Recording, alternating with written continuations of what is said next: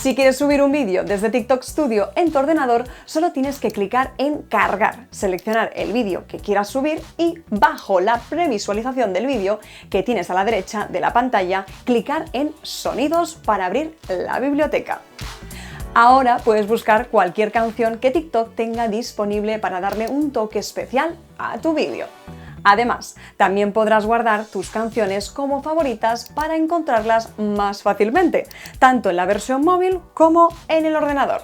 Clica en guardar cuando hayas escogido la canción y continúa editando el TikTok antes de publicarlo. Con la biblioteca de sonidos de TikTok no solo evitas problemas de copyright, sino que puedes aprovechar audios en tendencia para aumentar el alcance y mejorar el rendimiento de tus vídeos. En mi opinión, ofrecer esta biblioteca de sonidos de forma gratuita es un gran avance de TikTok para fidelizar a los creadores. ¿Has probado ya esta función?